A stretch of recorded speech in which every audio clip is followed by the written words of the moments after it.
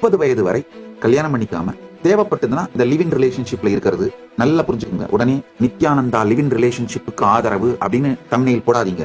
நான் என்ன சொல்ல வரேன்னா, உங்களுடைய உணர்ச்சிகள் முதிர்ச்சி அடையும் பொழுது இந்த ஓவரான ஹார்மோனல் அப்ஸ் அண்ட் டவுன்ஸ் எல்லாம் அடங்கிங்க. வெறும் இந்த ஹார்மோனல் பிரஷர்னால நீங்க வாழ்க்கையை பாக்குறீங்க இல்லையா, அந்த பார்வை முழுமையானது இல்லை அப்படின்னு புரியும் பொழுது அந்த ஹார்மோனல் பிரஷர்னால சினிமால காட்டுற அந்த நாடக காதல், ஹார்மோனல் பிரஷர்னால வர்ற காதல் எல்லாமே உங்க ஜாதிக்குள்ளேயே நடந்தா கூட நாடக காதல் தான். ஏன்னா நாடகங்களை பார்த்து அந்த பிம்பங்களை மனதில் உள்வாங்கி அந்த பிம்பங்களை வைத்துக் கொண்டு கற்பனைகளை வைத்துக் கொண்டு உருவாகின்ற எல்லா காதலும் நாடக காதலே. இந்த நாடக காதல்ல நீங்க எடுக்கிற முடிவை கொஞ்ச நாள் கழிச்சு வருந்துவீங்க, கஷ்டப்படுவீங்க.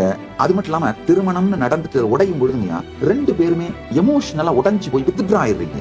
அது மாதிரியான துக்கங்கள், அதனால வர்ற டிப்ரெஷன், அதனால வர்ற தற்கொலைகள் இதெல்லாம் தேவையில்லை. அதுக்காக நான் சொல்ற தீர்வு, இந்த 3வது நிலை தீர்வு, 30 வயசு ஈவன் ஒரு 35 வரைக்கும் கூட லிவிங் ரிலேஷன்ஷிப்போ இல்ல டேட்டிங்கோ அது மாதிரியே லைஃப பார்த்துட்டு இப்ப கல்யாணம் பண்ணா கட்டாயமா இதுக்கு மேல நம்ம 2 பேரும் ஒன்னா இருந்து நம்முடைய முழு வாழ்க்கையும் இனிமையா இருந்து நம்ம 2 பேரும் ஒருத்தருடைய உடல் நலம், மனநலம், நம்முடைய சாம்ராஜ்யம் இதையெல்லாம் கட்டமைப்போம் அப்படிங்கிற தெளிவுக்கு வந்த பிறகு கல்யாணம் பண்ணிக்க முடியும்.